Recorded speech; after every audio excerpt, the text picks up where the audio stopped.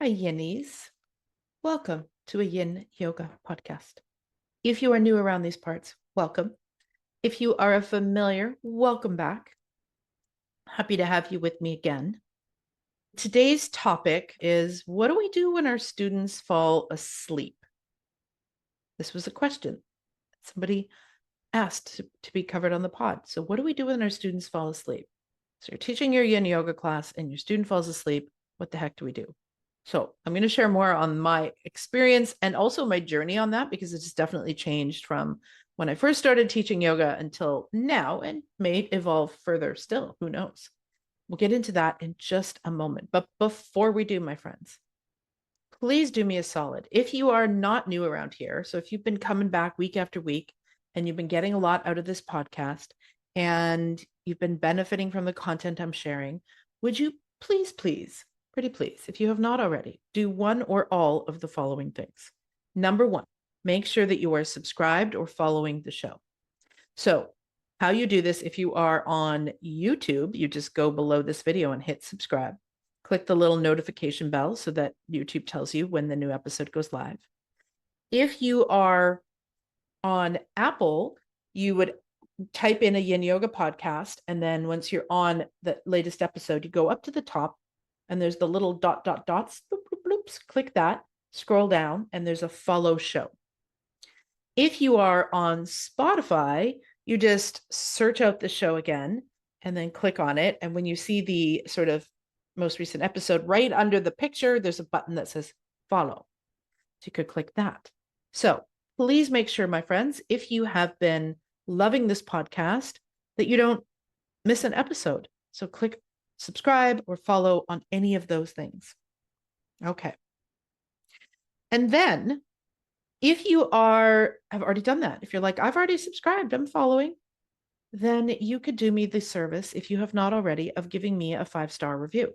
So on Spotify, it's just stars, bloop, bloop, bloop. On Apple, you could do stars and or a written review. Both would be amazing. I'd love to get the 5 stars, but then also I'd love to hear about how the podcast has been helping you, especially for those of you that are teachers. I'd love to know. On Spotify now, you can leave a comment under an episode. So you can't leave like a review written for the podcast in general, overarching, but you can leave me some feedback on an episode. If you're listening to it, you can add comments. So that would be lovely. And then on YouTube, of course, you can leave a comment. So follow and then make sure that you have offered a review or a rating and left me some feedback. That would be amazing. And then if you're like, yeah, Nick, I've already done all those things, then would you do me the service of taking a screenshot of this episode or your favorite, whichever, and sharing it in your Instagram stories or on your social media, and just make sure that you tag at Nick Danu Yoga, which is spelled NYKDANU Yoga, or at Yin Yoga Podcast, so that I can share the love. The podcast, as of when it hits September, so depending on when you're listening to this, we may not be there yet, or you may have already been there, will be 2 years old in September of 2025. And it still is kind of a baby podcast. I have managed to get over the hump of what a lot of podcasts do, which you may not know if you're not a podcaster, but less than 2% of podcasts out there make it past like a few episodes or one season. So we're doing good. But this still helps to get more people listening, more people to know about the podcast. I would be uber grateful for that. The last little favor I want to ask of you is if you could please, in one of those places or just on Instagram, please send me any thoughts or questions or quandaries or conundrums or conniptions or confusions that you may have about Yin Yoga. One of my biggest fears with starting this podcast was that at some point I would run out of podcast ideas. That's still my biggest fear with the podcast, is that at some point I'll be like, I think I've said all I need to say about this practice. And it's so much easier if you have a more generic yoga podcast, like that's just yoga, because there's so many more avenues. But because I wanted to keep this niched just for us yin yoga geeks, it does narrow down the topics. So if you have something that comes up in your class that you don't know how to deal with, or a confusion, or a question, or a conundrum, or even a conniption, something that you've got a little bugaboo about, something that's happening in the yin world, please let me know. You can send me an email if you'd like on my website, or probably better, if you're on Instagram, is just send it via Instagram and let me know. Or in the comments, you could let me know in the comments below this episode or video if you're watching the video, and let me know what you would like me to cover. Okay, that's enough preamble, right?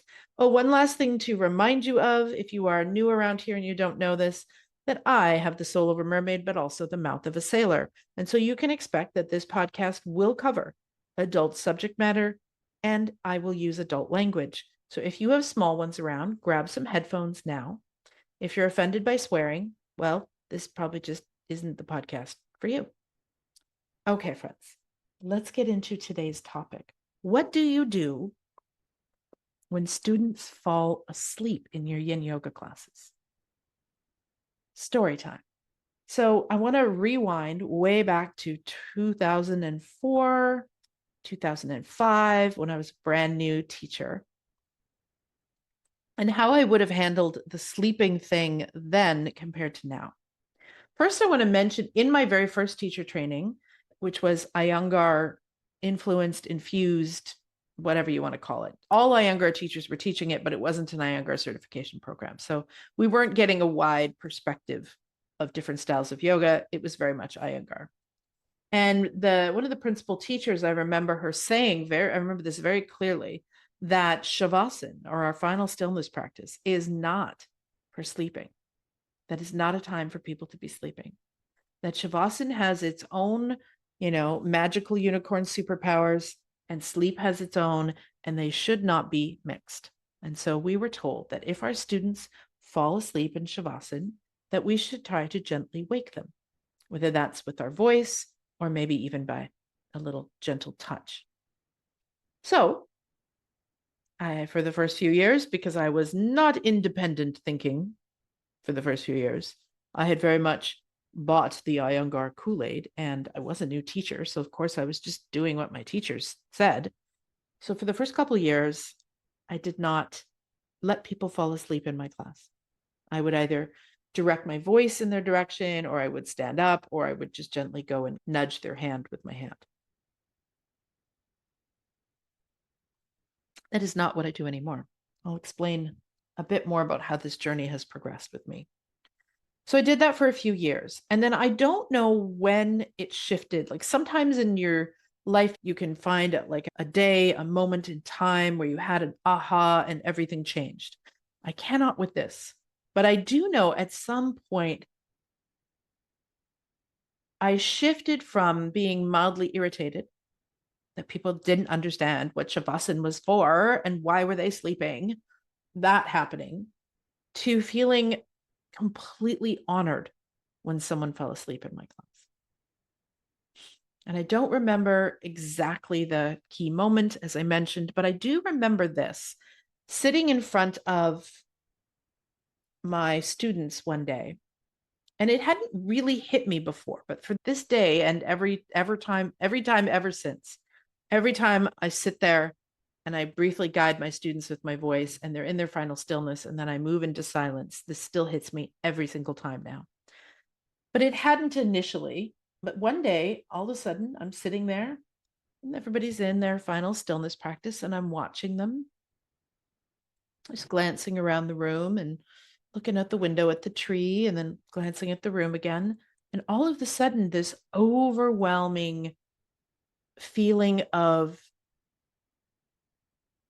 gratitude, but that almost isn't it. I was completely overwhelmed with the beauty of that moment and the gratitude that I felt when I was looking at my students. And I just thought, oh my God, there's a room full of people right now that feel comfortable enough with me to lay down on a hard floor and close their eyes and relax. Like, What a gift that is, to be able to guide people and then have them feel so comfortable with you that they can lay down on the floor, close their eyes, and relax. So I remember that shift. And I just remember feeling literally moved to tears.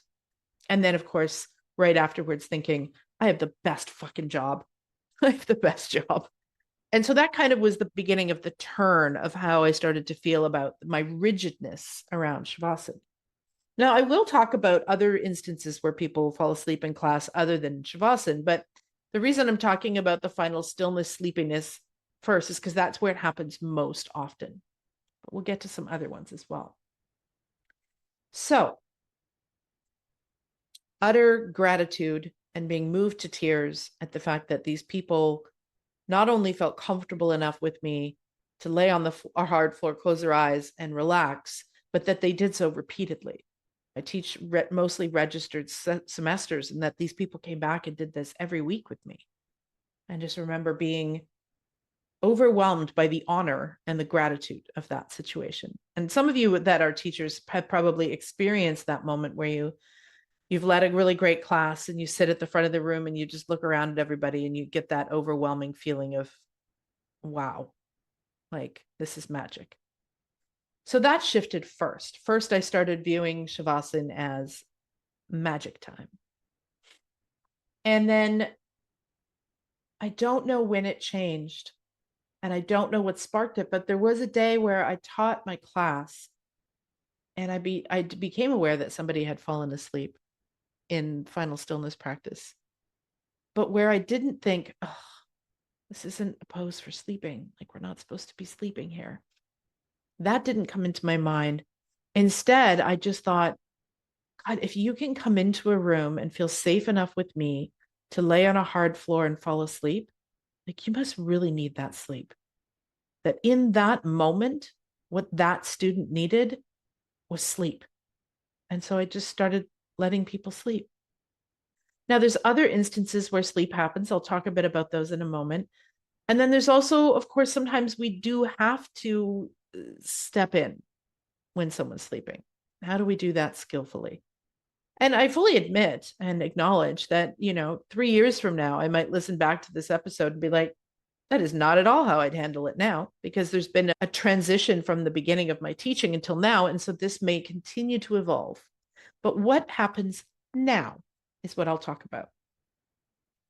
Most of the time, currently, when my students fall asleep, they either fall asleep in Shavasana, our final stillness practice, or I do have a class where I offer Yoga Nidra at the end, and sleep can often happen in Yoga Nidra. And again, in Yoga Nidra, we're not trying to fall asleep. That's not the point, but sleep often happens.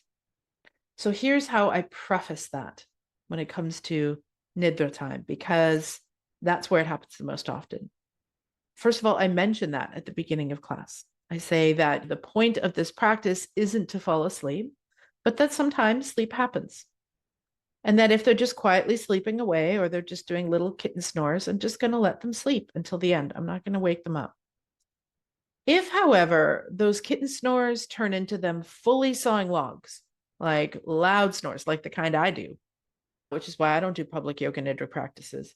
If that snoring becomes really loud to the point where it's now disrupting the rest of the group, then I will bring them back. And so I tell them this at the beginning.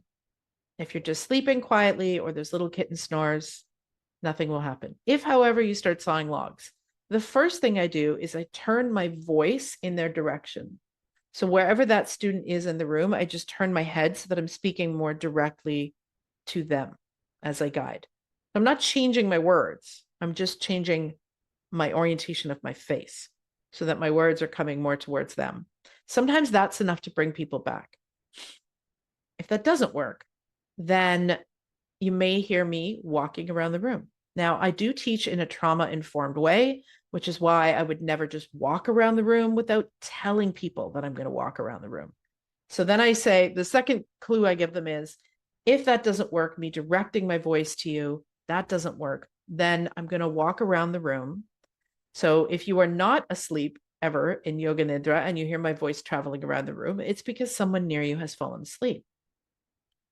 Sometimes just moving closer to the person with your voice and continuing. I'm not stopping my yoga nidra script. I'm continuing. I'm just moving to nearer to where they are. Sometimes that will bring them back. Sometimes even that doesn't work. And so then and all of this is addressed at the beginning. So they all know that this could happen. If it still doesn't work, they're sawing logs. I've tried to direct my voice towards them. I've gotten up and moved around the space and come closer to them, and they're still just like snoring away. Then I will touch their foot with my foot as a way to bring them back. So I'll just give their foot a little tap, tap with my foot. And most of the time, that'll bring them back. Now, there are people that are just chronically exhausted and chronic snorers. I used to teach one person who would almost always fall asleep in yoga nidra. And so I just suggested to them that maybe they chose to lay on their side. That might address the snoring part, doesn't address the sleep part, because I'm not in their house. I can't make them go to bed early. I have no idea why they're not sleeping. They could have a young child. They could have anxiety. They could have insomnia. I have no idea. So I just get them to perhaps choose lying on their side instead of their back. And that usually fixes it for most people. I do have a story about a gentleman that used to come to a studio that I taught at. And he snored really loud and really quick. Like it wasn't even yoga nidra. Sometimes we'd even just be doing a couple shapes on our back and he would fall asleep and he would snore so loud that he was disrupting the group. And I really struggled with that particular individual because I would do everything I just mentioned. So I'd get up and I would bring my voice closer, and that never worked. With him, the only thing that worked is if I tapped my foot on his foot or kind of just brought my hand to his shoulder and give him a little shake to bring him back. But the problem was, in the amount of time it took me to get back to my mat and sit my butt back down again, he'd be out again and snoring like crazy. And so I would have to do it again and again. And it was visibly disruptive to the rest of the group. People would be like looking at him and sitting up and because it was very loud. So then I thought, okay, how else can I coach this gentleman so that maybe his rest isn't disturbing everybody else? And I did ask to the whole group that, if you tend to snore in Shavasana, please lie on your side, which worked for Shavasana, but he was falling asleep in, okay, we're winding class down. We're going to do a long held lying twist, and he'd fall asleep. So it only worked in the final stillness practice. It didn't work otherwise. So we were back to the drawing board. And then I, at one point, took him aside after class and asked him if he would be willing to explore keeping his eyes open during practice. And then when he was in Shavasana, lying on his side. Now, I don't think that this gentleman knew how quickly he fell asleep and snored, and also how loud it was. And I know this for myself. I'm a snorer. I'll out myself. And, if you were to listen to my partner, apparently earthquakes are happening when I'm snoring, but I don't hear it when I'm snoring. So I fully know what it's like to fall asleep, start snoring, and not even know you're snoring. So I get that he probably wouldn't have even if I was mentioning all these cues, generally speaking, to the whole group, he probably wasn't getting that I was talking to him. So eventually I did take him aside and I said, that you're falling asleep and that's fine. You probably really need the rest, but that the snoring is kind of a lot. And so I suggested to him that he lie on his side for his final stillness practice, which he did, and that did improve it. And then I also suggested when you're in poses where you're lying on your back, keep your eyes open instead of closing your eyes. Now, I wouldn't normally coach that. I would actually normally invite people to close their eyes so that they can have more of an awareness of what's happening inside of them. Introception, being able to see and feel their inner landscape. But with him, the snoring was really a lot. And so I asked if he would mind keeping his eyes open and maybe finding a spot on the floor or the ceiling to fix his gaze onto softly, in a soft way, not a really rigid way. And I never saw him again. Now, maybe it was the conversation I had with him, or maybe not. I know that every teacher dealt with this gentleman and his snoring. It was a big thing. Many of us struggled with what do we do about this? So I never saw him again. And I don't know again if that had anything to do with me and the conversation about the snoring, potentially just keeping his eyes open. I never saw him again. I never saw him come and try to keep his eyes open. I just didn't see him again, which kind of sucks. But also at the same time, when you're leading a group, you have to think about what is the best for the many, not for the one. So I wish I would have had a solution other than that. I also had tried to get, you can do Shavasana at a wall, and I had suggested that in addition to laying on his side. But once he started laying on his side, he wasn't snoring in Shavasana. So it wasn't Shavasana that was the problem. It was anytime he lied down for a few moments in a pose. So if we're doing like what's sometimes called figure four, I learned it as keyhole, like a lying down version of swan pose, he would fall asleep. If we were doing a twist, he would fall asleep. It's like anytime he was on his back, he fell asleep and started snoring. So it was tricky. Had he come back and been willing to explore the eyes open thing, if that still didn't make a difference, I probably would have started giving him wall versions of the lying down versions that we were doing. So instead of laying, flat on the floor in keyhole, maybe bringing your back to the wall and crossing one leg over, seated upright, and walk your foot in so that he's more upright and alert. That's where I would have gone next. So had he come back and explored keeping his eyes open, if that still didn't work, if he just kept falling asleep, then I would start turning his wall instead of the floor. And I've done that with another student that I had who had a pulmonary condition, and so she couldn't lay down without coughing stuff up.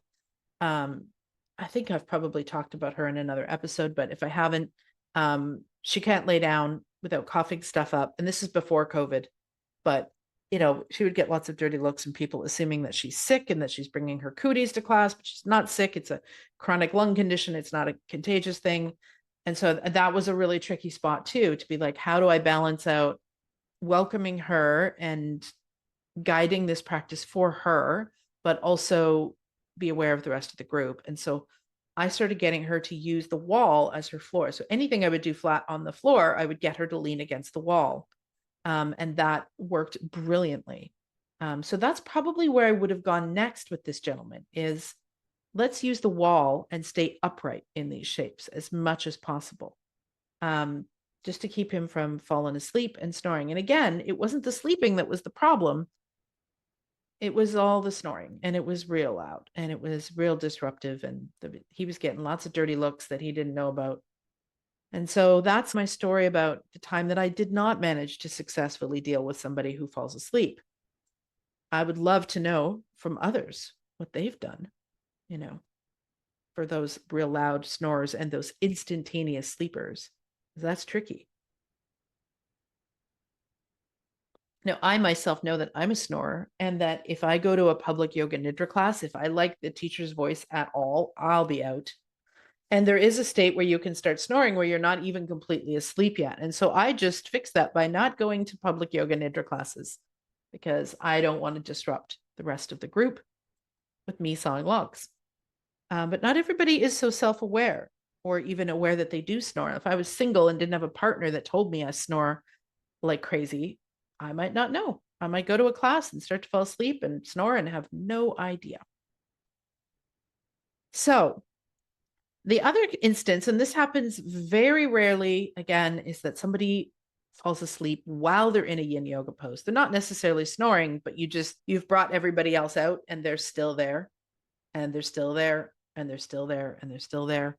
What do we do with that? Provided it doesn't look like they're injuring themselves, again, I just let them be. If someone's in a lying twist and they're so tired that they fall asleep in that lying twist, they'll come out eventually. Now, obviously, if we were getting ready for our final stillness practice, like if they missed the whole rest of the class, I might go over and just gently tap their foot with my foot to bring them back. But if they're partway through class and they fall asleep in a pose, I just let them sleep. If they get that uncomfortable, if there's something going wrong in their body, they'll wake up. They'll feel it and they'll wake up.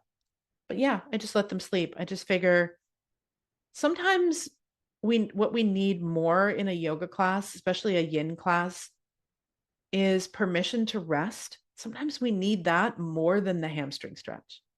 And maybe somebody's got a life where they don't have opportunities to rest deeply, or they don't give themselves permission maybe to rest. Like I know, for example, I have a student who's got a toddler, and the reason that she is adamant about coming live to class in person and not on Zoom is because she cannot do yoga at home with the toddler and actually experience rest. So toddler stays home with daddy. She drives to the yoga class. She gets her yoga relaxation in, and then she gets to go home. And so sometimes people just have a lot going on, whether it's small children or maybe they're caregiving for a loved one, like a parent or both, or they just are in a stage in their life where they're working more than they're resting. Sometimes that yoga class, that yin class of mine, might be the one opportunity in their week where they actually just lay on the floor and give themselves permission to rest. And if that's the case, I certainly don't want to take that away from them. And that sometimes sleep trumps the yoga. So I don't know if anybody found this helpful or not. Again, if people fall asleep in my class, unless they're snoring like crazy, I just let them sleep. Whether they're in a pose, whether it's in the final stillness practice, whether it's in the class that I finished with Nidra, I just let them sleep. I know they need the rest. And more importantly than my vision of the class or what I think should happen in the class, or ideally what should happen in the class, more important than all of that is, do my students feel comfortable enough to come and lay on the floor? And do they feel safe enough to rest deeply in my presence? And if they do, and that deep rest turns into sleep, it's fine by me. All right, my friends, I think that's enough talk about sleeping and what do we do if students are sleeping and how to address it. I would love to hear back from you. Those of you who are teachers, have you had a snore bear in your class? How do you deal with it? I would love to hear your tips and tricks. Let's keep this conversation going because I'm sure y'all have got some great nuggets that I never thought of. So if you've had somebody in your class who falls asleep and is snoring, what have you done to help with that, to balance the whole, I want you to get your rest, and yet other people are being disrupted by this? I would love to know. So let me know in the comments. If you're watching this on YouTube, you can just leave it in the comments. If you're on Spotify, you can leave it in the comments. If you're on Apple, you can send me a message on Instagram. Just let me know. Or if you're on my website and you're actually engaging with the content there, there's comments there. So if you're on the actual episode page on my blog, below there is an opportunity for comments. So let me know, dear teachers, what do you do when someone falls asleep? And what do you do when someone falls asleep and they're totally snoring? Let's all learn from each other, shall we? Okay, that's it for this week. I hope that you're well. And until I see you next time, bye for now.